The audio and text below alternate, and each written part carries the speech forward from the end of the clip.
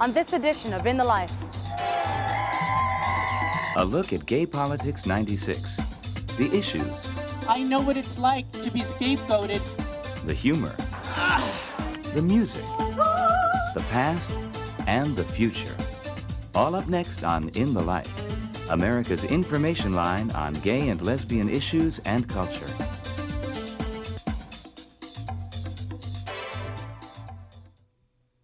In the Life is funded in part by the H. Van Ameringen Foundation. Additional support provided by Michael A. Lepin, Jeffrey B. Soref, the Imperial Court of New York, The Advocate, the National Gay and Lesbian News magazine since 1967, and the In the Life Membership Network.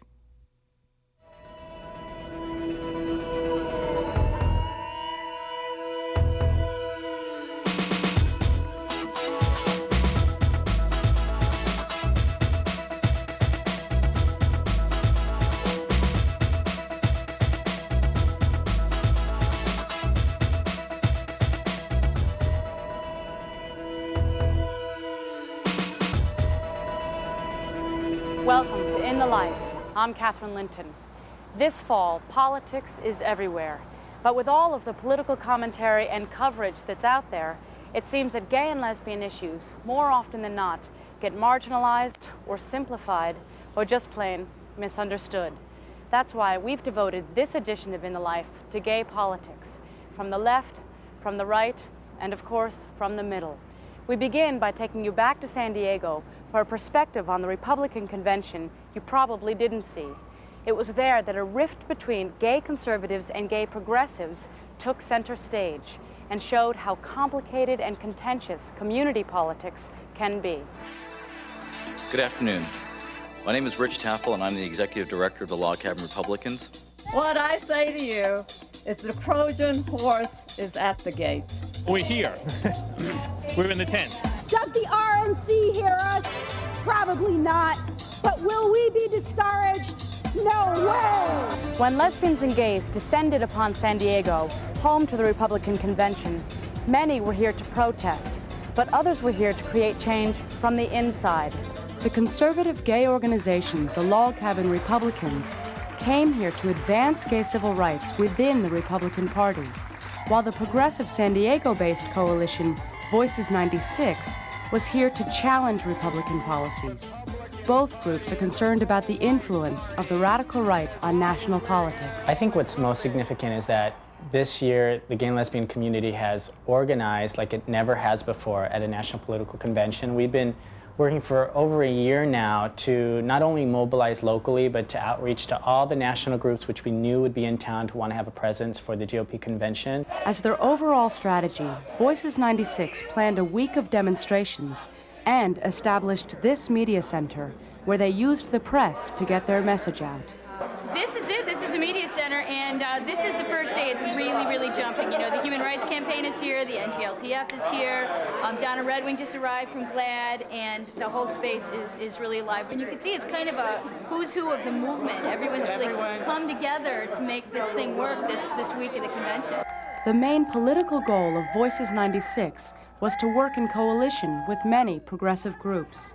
In terms of looking at this divide and conquer strategy that the extreme right has used for so long, pitting citizens against citizens and really scapegoating the lesbian and gay community along with people of color, immigrants, women, people with AIDS, we're all under attack and we're being scapegoated as the cause of this country's social and economic problems. Early on we said, look, the gay and lesbian community is one of many different communities who are organizing around the convention.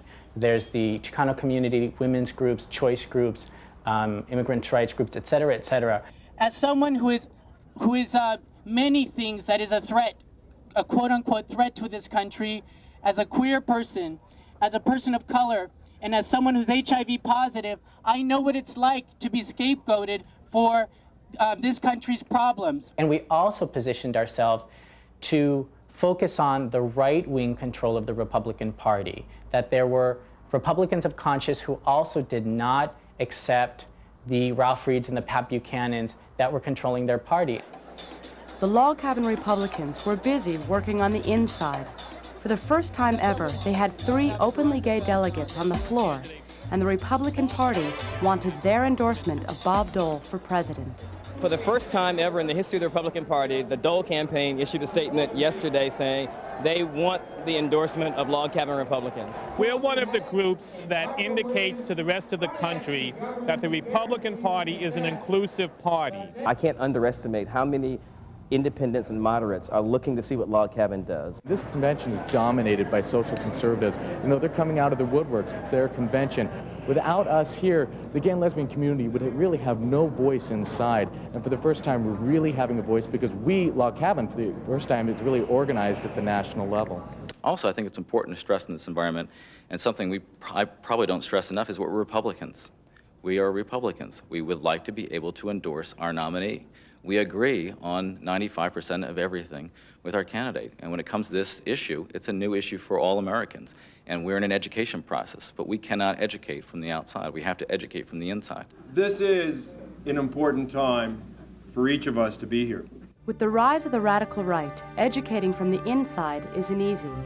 The Log Cabin Republicans' most visible member, Congressman Steve Gunderson, decided not to run for Congress again this year after his friend Newt Gingrich told him he would be attacked as a gay man. The speaker sat me down and said, you need to know, while I'll support you personally, you need to know there is a group here in the conservative element of this party in this country politically that is going to run a major independent expenditure against you to try to destroy you politically.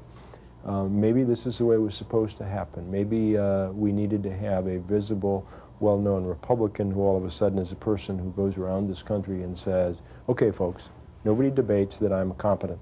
Nobody debates that I'm a good leader. Now we come to the reality of what many people unfortunately in this country face, which is they are being discriminated against simply because of their sexual orientation. Do you think that's fair? And it's a timely argument because the platform allows for that. The 1996 Republican platform explicitly opposes civil rights for lesbians and gays in marriage, in the military, and in the workplace.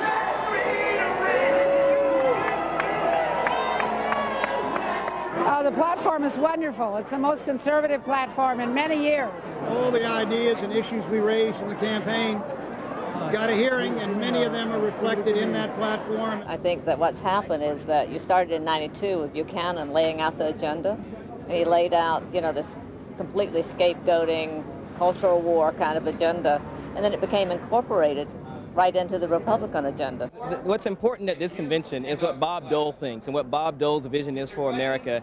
And it's not important what the platform says, because the platform doesn't reflect Bob Dole's views. And that platform reflects their policies of the last 4 years. It's no different from what you've seen this past, especially since '94. '94 was when they managed to make the move electorally, and then the last 2 years we've seen those policies change. And they now exist in the platform. So how can Dole ignore those? How can a Jack Kemp ignore those? We wanted a very important symbolic space. In fact, we had scheduled time at the protest zone. And I think it is very interesting that here we are inside the RNC's press conference hall, which of course has the approval of the Dole Kemp ticket, that we're here. I mean, that's the brilliance of the handling of this convention, is that the leadership of the convention and of the party has somehow managed to whip in line both the Christian Coalition and the Log Cabin Club. And I suspect what's been required to make that deal is something in exchange. And I believe what the Log Cabin Club has received out of the deal is an appearance of greater access and recognition. But the real question is what has the Christian Coalition gotten out of this deal? And I suspect that they've received something much more powerful and much more dangerous than the Log Cabin Club. You never change a party from the outside. If the goal is to change the attitude of the Republican Party, then we've got to get more people who are supportive of our basic philosophy in the party, not to leave it. As long as Republicans perceive being gay as a partisan issue, when every person they meet is a Democrat, they're not going to respond to these issues. They've got to understand, and unfortunately, as cynical as politics is, that they can get a political bang out of it. And that's what caused the Democratic Party to be as welcoming. They began to see that the gays were getting organized in the party. They were contributing to candidates. That's really a lot that is what makes politics work. The The right is looking in every way it can for people to legitimize this position. The Republicans are looking for people to legitimize this position. So the log cabin Republicans actually do that for them, just as they seek out people of color to put on the stand, you know, for the primetime speaking, just as they seek out women, you know, to put on the stand, to say that this shows that they are an inclusive party. And I think that's very dangerous. The most contentious platform issue for the Republican convention, abortion, also highlights important differences in the lesbian and gay community. In San Diego, the gay and lesbian movement has been closely tied to the women's choice movement. Tony Atkins worked with the feminist clinic Woman Care to defend it against Operation Rescue attacks during convention week. It was real clear to us when we saw the same people on the picket line trying to keep women from going into the clinic. These were the same people picketing the gay and lesbian pride, the same people standing at the border, sending people back across the border. Gloria Johnson, San Diego Pride's Woman of the Year and openly gay delegate to the Democratic Convention, was on the steering committee of Voices 96. One of the things that we as progressives, and myself as a Democrat, and this is a part of the Democratic Party platform, is that abortion should be available to all women who need an abortion regardless of her financial circumstances. So therefore some of the huge fights on the floor of Congress have been over federal funding for abortion. My personal view is that we have an obligation, I think, to make sure that people have the opportunity in this case, women have an opportunity, the freedom to have an abortion. That doesn't mean that I should have to pay for it. So I think that I think I should have lots of freedoms. I should be able to live wherever I want to live and do the kinds of things I want to do, but that doesn't mean you should have to pay for it. What I really want to say, and I'm just going to say it, is that's a real simple thing for a man to say. I'm sorry. You know, it's the problem that I think feminists and women, lesbians face in working with men in general, gay men. You know, they don't get it. They don't get it. Sure, he shouldn't have to pay for it. You know, that's his perspective, because he doesn't understand that there are poor women in this country that will not have access to birth control or to abortion unless there is some mechanism for funding. The debate about abortion is really about whether we will become what I call the party of the 10%, where we will focus on divisive social issues, and when new ones come up, like same-sex marriage this year, we'll run to that one. And maybe next year it'll be, I don't know, immigration, we'll run to that one. We'll just be the party of the 10%. Or are we going to be the party of the 90%? And that's more the traditional Republican Party: low taxes, tough on crime, strong defense, pro-business, sort of individual rights and less government. Are we going to be that party of the 90%? The Log Cabin Club has done terrific work in pushing the party and opening up even a little bit of space for gay and lesbian visibility. We, however, disagree with the Log Cabin Club on a variety of other issues, including what we really believe is needed to make this a stronger country, not a tax on immigrants and on women and on reproductive choice. This clash of visions became most apparent on the last night of the convention, when Voices 96 and other progressive groups confronted the Republican delegates, still exuberant after Dole's acceptance speech. Although they begin and end in different places, both sides agreed that they must stem the influence of the radical right. We've got a lot of work to do in terms of to help conservative Americans to understand that gay equality is consistent with American values and consistent with traditional conservative values. If this party is given over to the right, and it becomes a successful drive for the presidency as well as the Congress, we're in very, very deep trouble in this country. So we have to keep absolutely clear on that. Keep that Trojan horse at the gates. No matter what side of the political fence you're on, it's probably safe to say that one of the most visible, powerful, and dangerous political figures for gay people is North Carolina Republican Senator Jesse Helms. But while he was here in San Diego with his delegation, one of the most tireless and intelligent gay activists around, Mandy Carter, was in Helms's home turf, pounding the pavement and laying the groundwork for what could be Jesse Helms's long-awaited defeat. Zippity-doo-dah, zippity-ay, Jesse Helms is going away.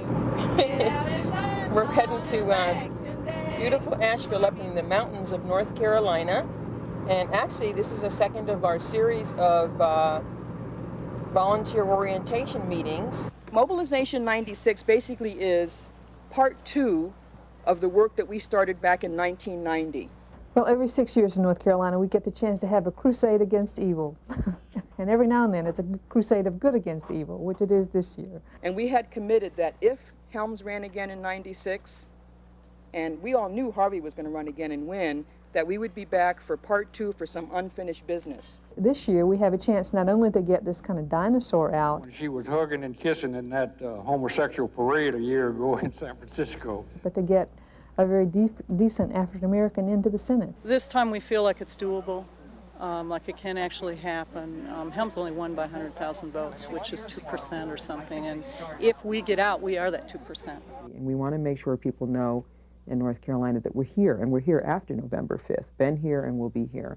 It also empowers this community. A lot of people have never done campaign work before, and every 6 years this is the one that pulls them out.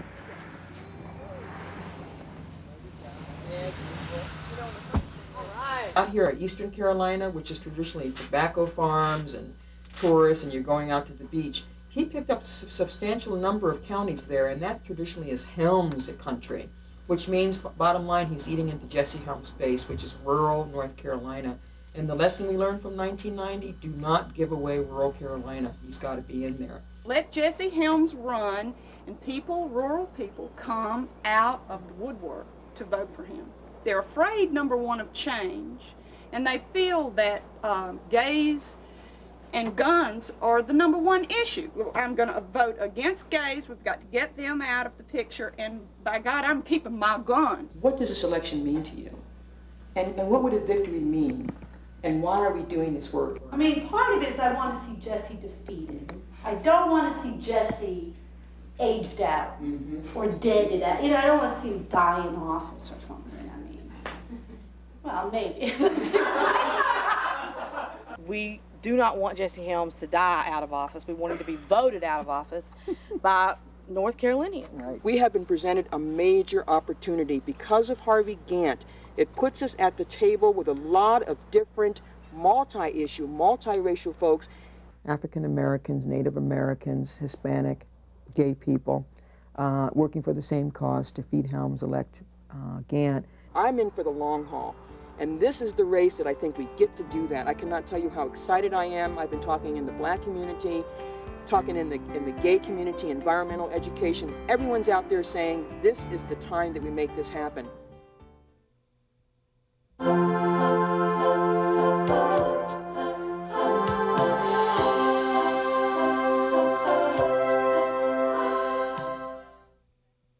As we saw at the Republican convention, immigration is certainly a hot-button issue, and borders like this one near San Diego, where more people cross per day than anywhere else in the world, have provided a fertile battleground for that debate for years.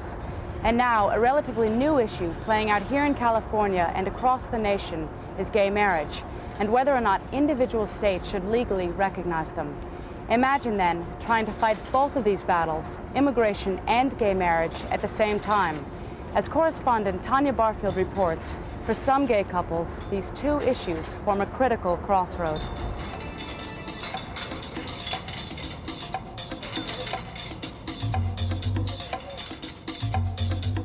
The right to marry takes on a new urgency when one member of a gay or lesbian couple is a U.S. citizen, but the other is not. Current law allows heterosexual spouses to live and work in the United States legally, but same-sex couples of different nationalities, binational couples, have no such rights. For them, being together often means breaking the law or enduring long-distance relationships for long periods of time.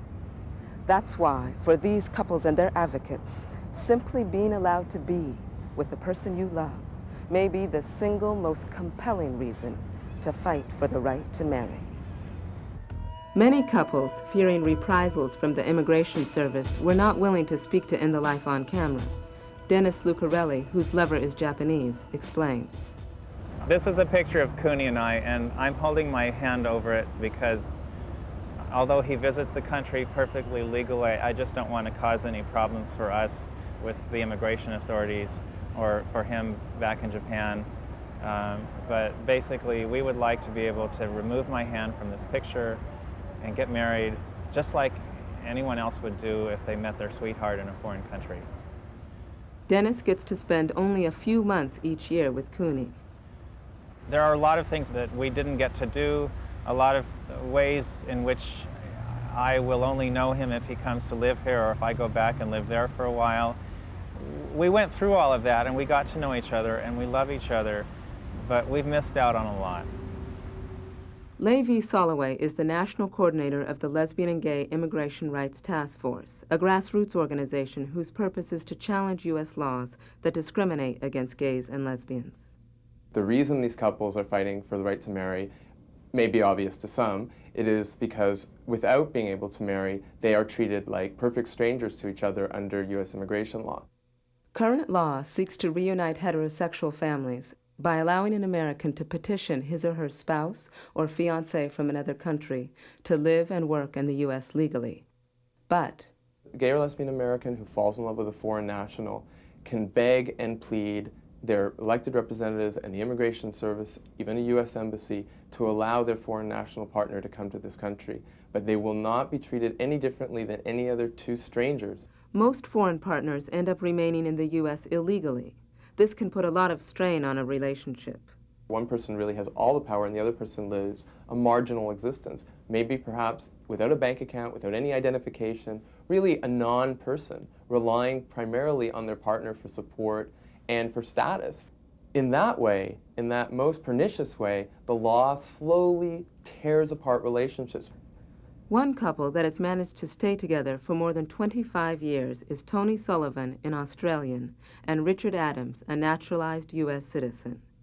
Back in 1975, after obtaining a marriage license from the county clerk of Boulder, Colorado, Richard applied for Tony to stay in the U.S. as the spouse of an American citizen. The initial written response of the INS to the application was a letter which stated, "You have failed to establish the bona fide marital relationship can exist between two faggots." And they used those words to deny the petition. Mm-hmm. Tony and Richard appealed this decision. For over a decade, their case languished in the courts. During this time, they couldn't leave the country because Tony had no legal way of getting back. Yeah, we were in prison, actually, in this country. We couldn't leave. You know, we couldn't go anywhere. And that took place for over 10 years. When his brother died a few years ago, he just couldn't take off and go back. His death, I took worse than any death I've ever taken in my whole life. I mean, I came completely unglued. But I couldn't even remotely consider being a participant in that. In 1985, their legal odyssey came to an end when the Ninth Circuit Court of Appeals upheld a lower court's decision to deny Richard's application for petition. Tony was deported, and the couple went into exile in Ireland. In 1992, they made their way to Australia, where for the first time in their many years together, their relationship was treated as valid for immigration purposes. If you can prove that you've been together for a couple of years, etc., you can come in and stay together.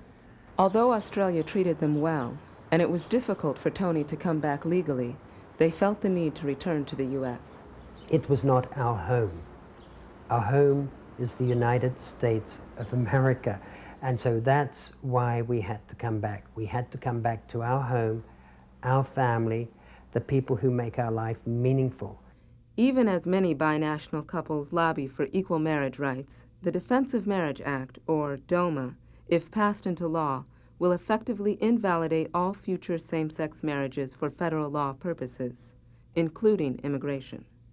DOMA may well have foreclosed the marriage option for family sponsorship for lesbian and gay couples. Therefore, we will have to push additionally hard on the other options, the kind of options that would allow the government to recognize the existence of a couple, whether or not the couple is married. While the U.S. is slow to move on the immigration issue, progress has been made. In 1990, the anti-gay immigration law barring homosexuals from immigrating or even visiting the U.S. was repealed.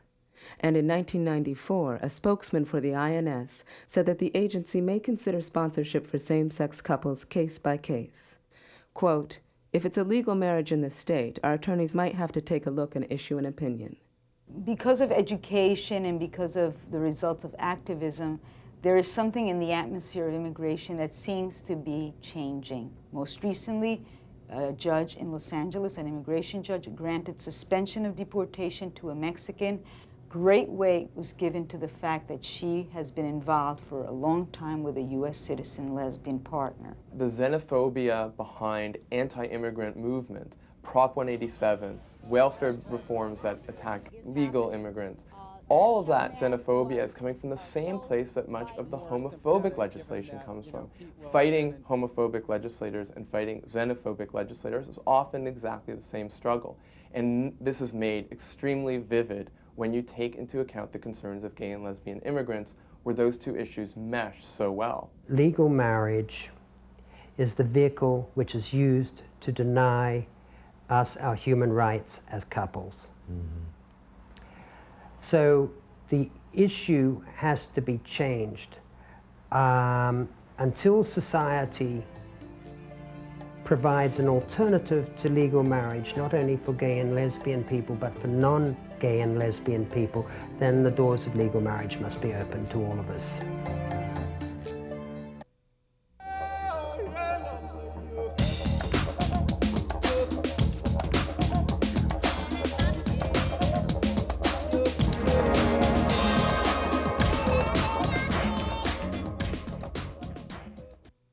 Two cherries, like two cherries in a pie. Oh, I know how to cling to you. Hi, everybody. We're Betty. And you're watching In the Life. Yeah, that's true.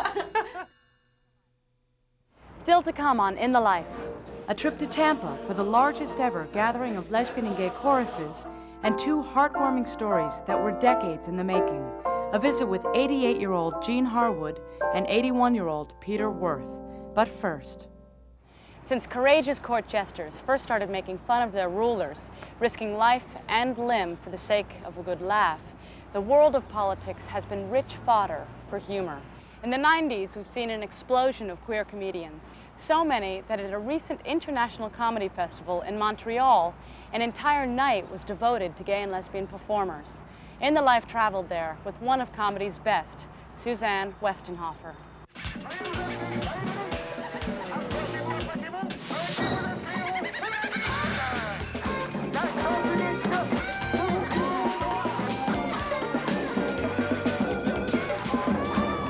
So I'm on tour now. Of course, I'm always on tour, but this is a special night because right now I'm in Montreal, home of the Just for Laughs Comedy Festival, which, as the French say, Juste pour rire.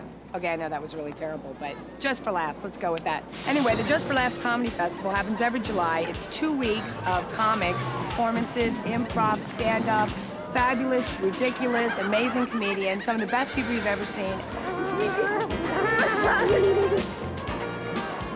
Tonight is really special because for the 3rd year in a row, Just for Laughs is having their all-gay and lesbian comedy night. And I'm the host, where we're going to feature 4 up-and-coming gay and lesbian comedians. Yum, tasty. And afterwards, I'm going to ask them some very hard-hitting questions about the politics of gay humor. And probably grade them on it, because I'm like that.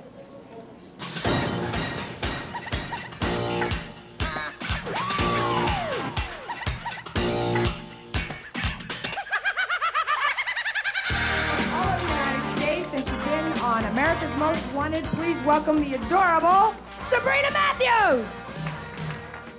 Sabrina, girlfriend, how you doing? I'm so good. psyched to be here in Montreal. Absolutely. First time. Yep. I can't even put on a skirt. I put on a skirt, I look like an old guy walking around a steam room in a towel. Are you a role model? Absolutely. Do you want to be? Oh, cool. Do you enjoy it? Oh, yeah. Good. How could I not be a role model? How could I be this cute and not be a role model? I look at it, I'm not a stereotypical gay guy, and if some straight people happen into the show and they see me and I remind them of a guy that they know, they might rethink, oh, you know what, all gay people don't skip around and play jacks. I mean, I do, but maybe some people don't, I don't know. Well, you guys are very cute, by the way. You guys are like a perfect little if you guys have puppies, I want one. That's what I'm trying to say. Well, hello, my gay Montreal! So you did comedy for a couple years where you were not out about your sexuality, and now you are. What's the best thing about that? I think that the act is better just because it's more truthful. Anytime that you get to see someone being themselves, I think is a lot more interesting. Did you see my mom at a PFLAG meeting? Hi, my name is Irene. I wish I was dead.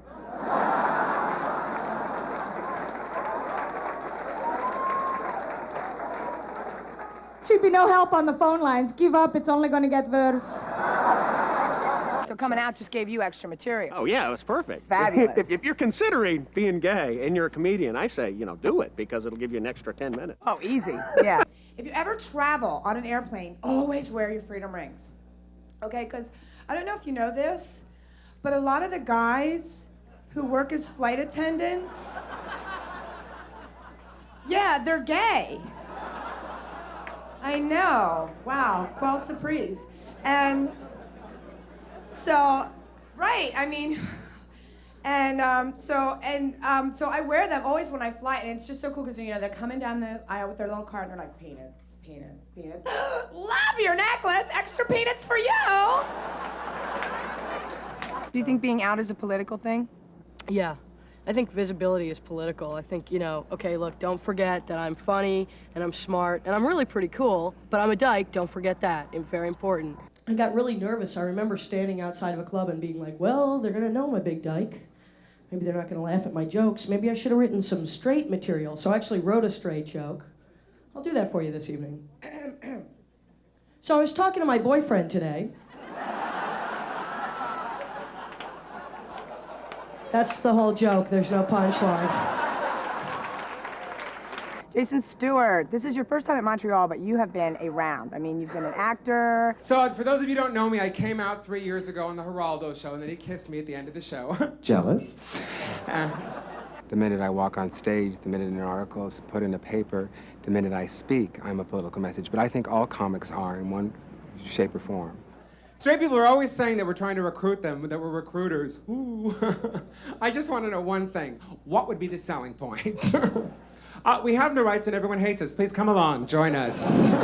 But I do feel personal responsibility to be who I am. That's for sure. But I don't feel like I'm a spokesperson for the gay community. I happen to be one by default because there are so few people who are willing to actually stand up and say, hey, I'm here, I'm queer, and I'm gonna entertain you. Does this ever happen here, no matter how huge your gay pride event is, and I'm sure it is, as it is in Toronto, it just gets bigger and bigger every year. The mainstream press always downplays the turnout, This year in Toronto was the biggest one ever, the biggest thing that happened outdoor in Canada, annually. And the next day, headline in the paper, 12 angry homosexualists took to the streets yesterday. Curiously, 500,000 onlookers. What would you be doing if you weren't being a comic? 10 to 20. And do ourselves the biggest favor you can do. Come out to someone tomorrow who doesn't know who you are. All right, we had a lot of fun. We laughed, we cried, we met a lot of gay comics. We've been wild. We were out among straight people and nobody was hurt. See, I knew it could happen. Anyway, now we gotta go exit to the real world, or as I like to call it, the United States. This has been Suzanne Westenhoefer for In the Life.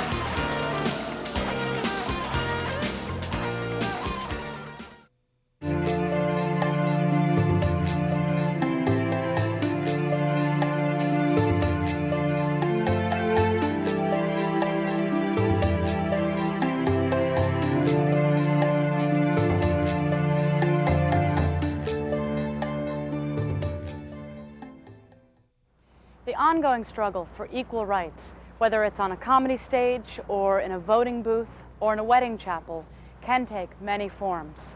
Some lesbians and gay men make political statements in smaller, less obvious ways, as did Gean Harwood, a piano player, and the late Bruce Mero, a dancer, whose professional partnership mirrored a lifetime of commitment in a love affair that lasted over 6 decades.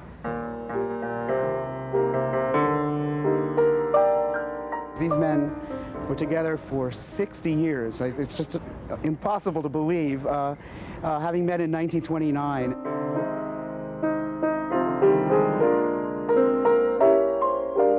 course, it's wonderful that they were together for 62 years, and I think that's inspirational. He needed someone to work with him, and so I was available, and we began finally creating things together, and it really strengthened, I think, strengthened the relationship tremendously. During their early years together, Bruce danced professionally on the New York stage, while Gean worked for Paramount Pictures. In his spare time, Gean kept up his self-taught skills on the piano. Eventually, their talents converged and they found something more to share. I always got a great kick out of watching him move, and this constantly intrigued me to the point of trying to devise music that would match the movement and give him some idea of how great an effect it had on me.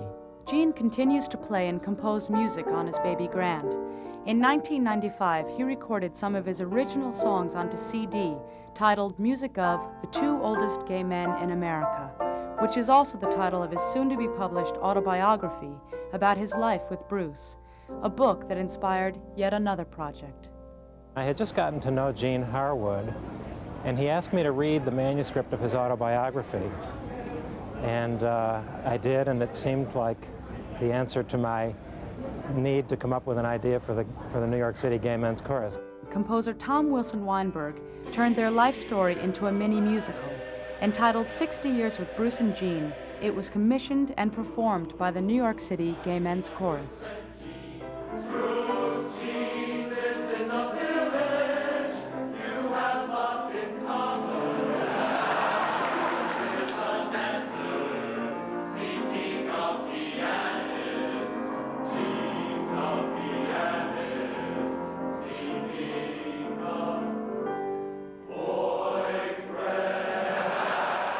The musical begins in 1929 when Gean and Bruce first met in New York, and they're portrayed by two of the youngest chorus members. There was something that passed between us very quickly, and eye contact. Weren't we cute? Weren't we adorable? It was love at first sight. Ah, yes, well, not quite. We see them again in the 50s during the McCarthy era. Here in a tiny flat we find romance. Pardon me, sir, may I have this dance?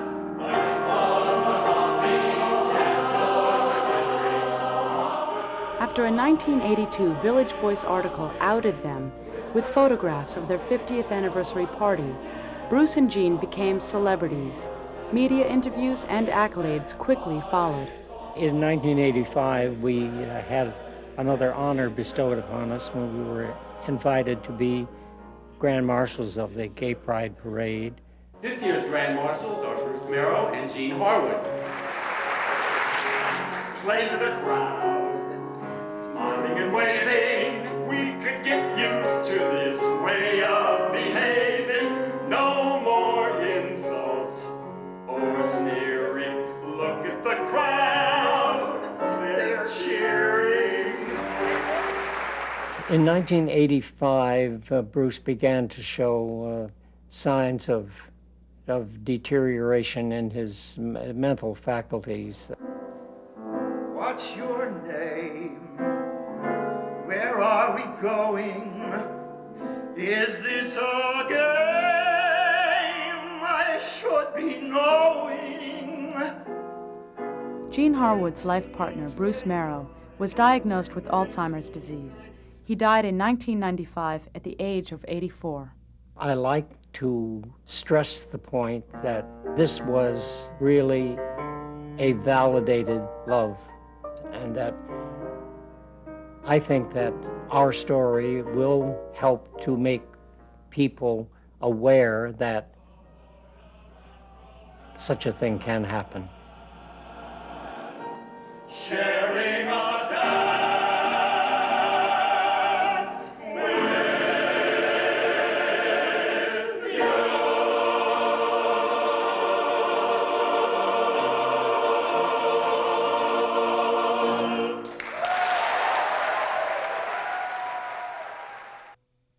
New York City Gay Men's Chorus premiered 60 Years with Bruce and Gean in 1995 at Carnegie Hall, then performed it again at Lincoln Center.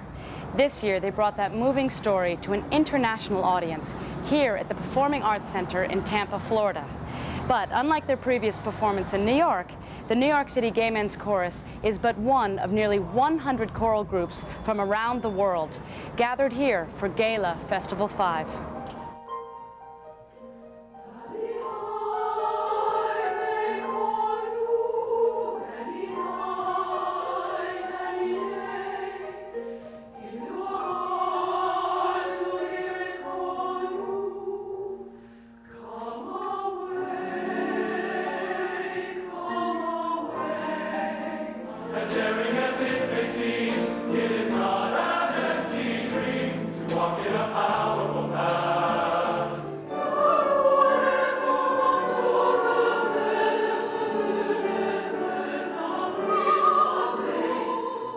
Gala, or the Gay and Lesbian Association of Choruses, was the sponsor for the festival held this past summer, one of the largest lesbian and gay cultural events ever.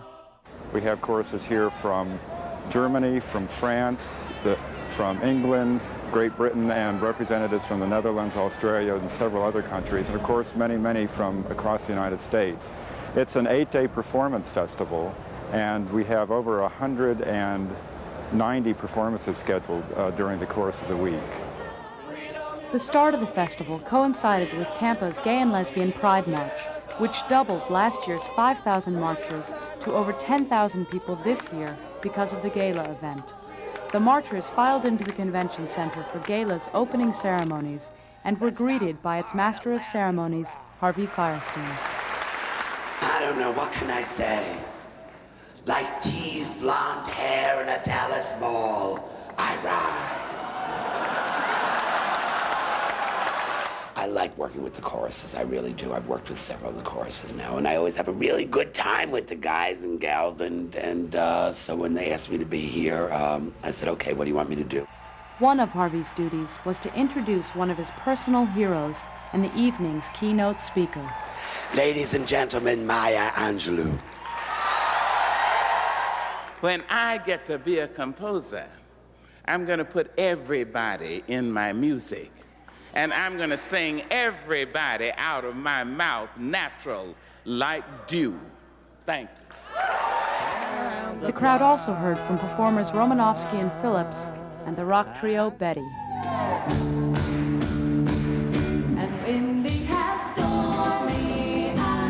Anytime there's a song and a bunch of people getting together for a party, Betty's going to be there. Well, we deliberated a few minutes, you know.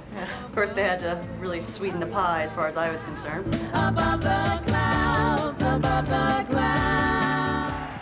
The audience was also greeted by folk legend Holly Near. I find these choruses as a place where people are coming out. They stand on stage in front of their community and sing with a gay chorus. It's a coming out for them that they might not have the courage to do alone.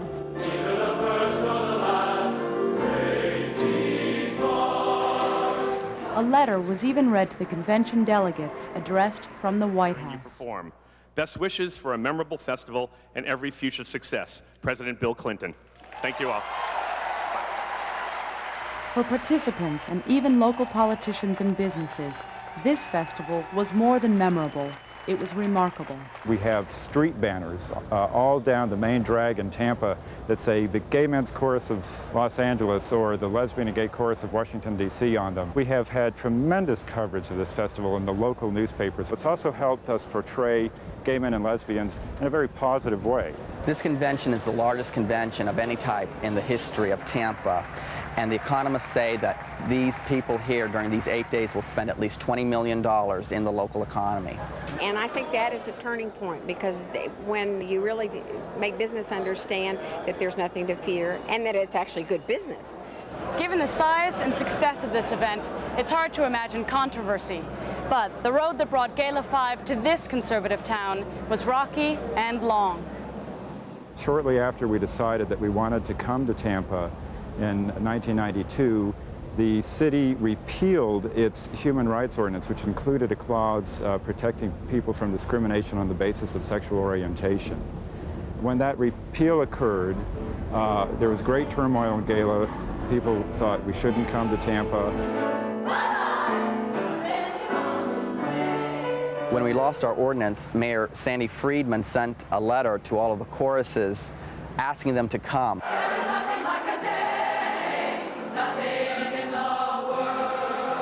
It was important for this group and the gay and lesbian choruses to come to this community, to show people in this community that this was about love, this wasn't about fear or hate.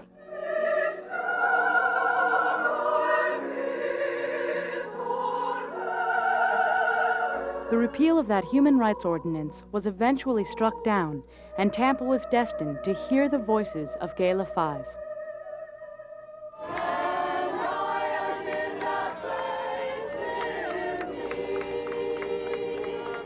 Our group started after the Amendment 2 issue in Colorado, and we've been going ever since and going strong.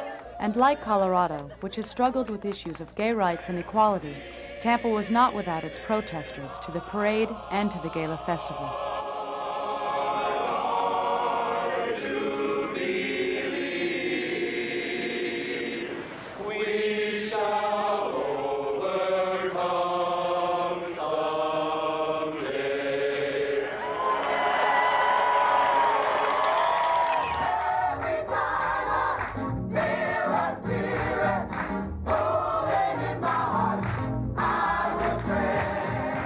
When I meet other people from across the country, I realize how lucky I am to live in New York City, where it's fairly easy to be a lesbian of color who can be out.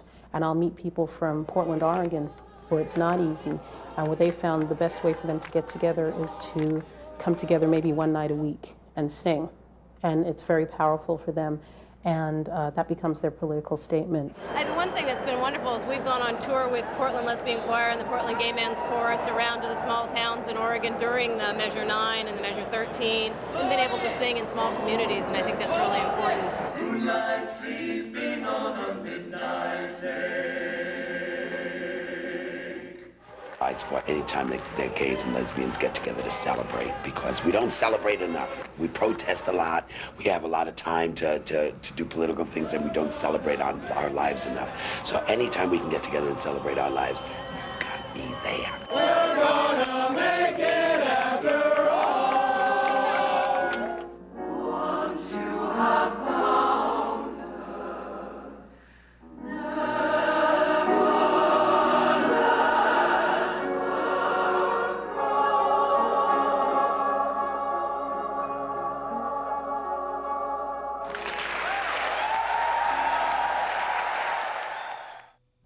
In this show, we've seen the politics of the politics of the personal, even the politics of bringing a chorus event to a small conservative city. We'd like to end this episode then with a story of a woman who has seen and survived her share of politics, and for the past 50 years has lived on a little island where being gay or lesbian just plain comes with the territory. We bring you now a day in the life of 81-year-old Peter Worth. I visited Peter on Fire Island and asked her about her life and her very early coming out. I was about 14, and I read a book that I didn't understand, and I asked a friend what this was all about.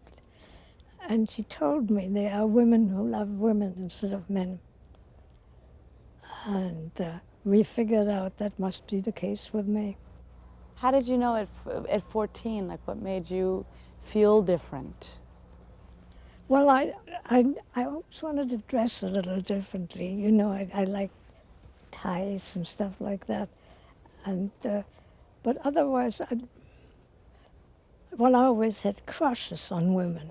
But that was, I think, lots of girls have that, no? Teachers and all that, movie stars and stuff like that. Yeah. Were there images of gays and lesbians at that time? Yes, well, I discovered a bar much later, 2 or 3 years later, and in the window they had pictures of women who looked like men, you know, very short hair and monocle, something like that. So I thought this, and I went out After Hitler took power in Germany, there were no gay bars, right? No, at first there were none. And then they opened up one thing, and they had a sign up. It was just for women. And I mean, I'm stupid enough to do it because I wanted to go. And this was a government-owned gay bar? Well, I mean, it was under Hitler. Everything belonged to Hitler. So, and what happened? Wasn't there was a raid or something? Yes, I went with this girl. And about 5 minutes later, there were about 6 or 8 policemen, but not in uniform, and they said, pay up for your drinks and get out. And there was a big, big van, and it took us to the main police station in Berlin. And they had me registered there as being a registered resident. So they didn't ask me anything, they just let me go. They let you go without? Yeah. But they now had your name as somebody who went to a gay bar? Oh yeah, oh yeah. Were you scared? Yes. To escape Hitler's Germany, Peter traveled to Paris to meet her mother, only to discover that in 1939, all Germans were considered by the French to be potential spies. She was then placed in a French prisoner of war camp. What was your worst memory of that time? Well, they didn't really feed us, so to speak. They gave us what was called pois chiche, and once a week we got something, some potato or something like that. And it was very unpleasant. During this experience in prison, Peter actually met one other gay woman, and immediately following her release, met up with her in Cannes. After being in this prisoner of war camp, you went to Cannes? I met her right away. How long were you with her in Cannes? Not too long, because she had a friend there. I mean, no, it wasn't supposed to be. Not long after, Peter left on one of the few remaining boats carrying refugees, bound for the United States. Here she discovered gay New York and gay hideaways. Well, after first going to the wrong beach. I said, Betty, I didn't see anything. There was a certain bar, and she said, well, you went to Ocean Beach.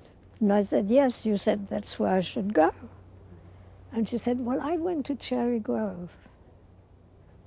And I said, let me have that address. And that was it. I've been here every summer. And how many summers is that?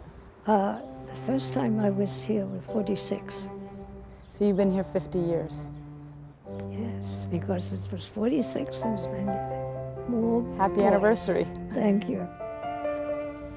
I'm always happy when I get out here. This is it. I don't want to be anywhere else. Why? I like to be surrounded by my own kind, What keeps you going? I lived like everybody else, right? I knew quite a few lesbians and quite a few homosexuals, and didn't bother with anybody else, nor did they bother with me. I lived what I thought was a normal life.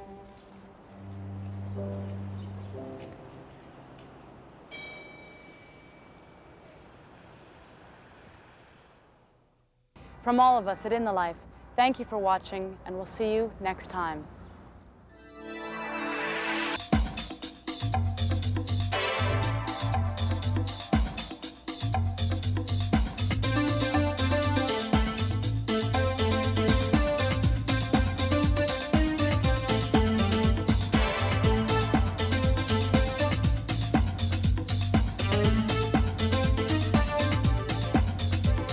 Bloody Mary is the girl I love now. Ain't that true then? Ain't